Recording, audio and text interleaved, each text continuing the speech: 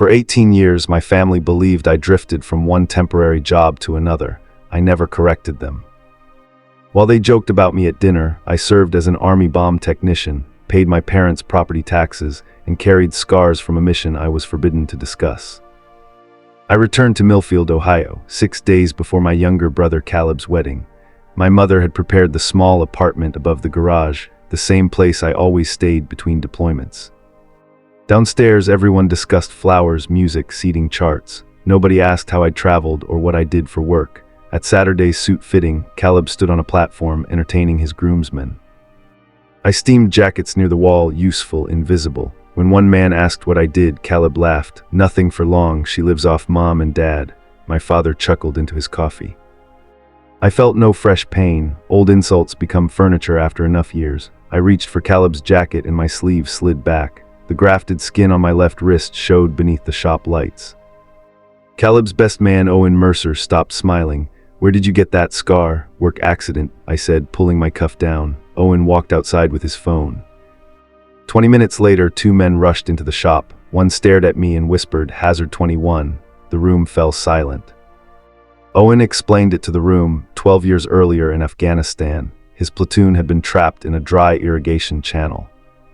A buried explosive blocking their only escape while gunfire closed around them. I had crawled forward alone. A secondary charge ignited my sleeve, but I pinned the burning fabric beneath my knee and finished disabling the main device. 11 soldiers escaped.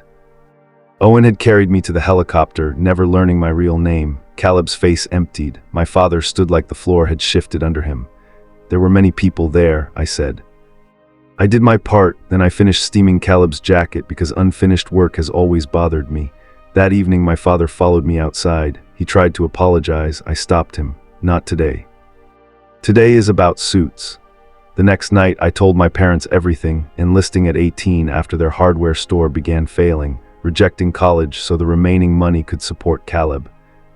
4 deployments, the explosion, 11 months in a burn center, and the automatic payments that had covered their house taxes and insurance for 9 years. My mother cried hardest when she learned I had called her every Sunday from a rehabilitation courtyard while she talked about church curtains. Then Caleb arrived, angry. "You let us look like fools. I let you be wrong," I said. "You chose how loudly to announce it." He left without answering. For 3 days I refused to rescue him from his shame. Then he knocked on my door at dawn carrying 2 bad coffees. "Tell me the whole story," he said. "Your version," so I did. I described the wire, the hidden charge, the fire, the checklist I kept repeating while my skin burned. I told him courage was rarely dramatic. Usually it was just the next necessary step.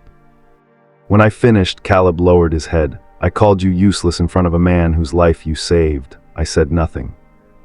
"I don't deserve to feel better quickly," he continued, "but I need you to know I understand." After that, he changed through actions. He moved me from the overflow table to the family table. He kept my story off the wedding website. He asked permission before inviting Owen's 2 former platoon mates. Most importantly, he promised there would be no public spectacle. At the reception, I found a folded card beside my plate. Inside, Owen had written 11 names. No praise, no explanation, only the men who had walked out of that valley. Caleb's toast came after dinner. "I want to thank the person who taught me that showing up is work you do before anyone notices." He said I kept his baseball statistics when he was 10. Protected this family in ways he never bothered to ask about and never requested credit, one of the ones who arrive early. He lifted his glass, then looked away, giving me privacy even while honoring me. Later, my father asked me to dance. "I told the wrong story about you for years," he said. "I'm done telling stories. I'm just going to be proud." Near midnight, I joined Owen and the other veterans for one quiet drink. No speeches, no salutes. I rolled my left sleeve to my elbow. The scar rested openly beneath the string lights while everyone discussed roofing jobs and children's baseball. Nobody stared. That ordinary moment felt greater than any medal. For years, I had hidden the scar to protect everyone else from questions. Leaving it uncovered wasn't confession or revenge. It was simply my life, finally allowed to breathe. The next morning, I boarded the bus with one duffel and both sleeves rolled up. My family's respect had arrived late, but my worth had never waited for their permission.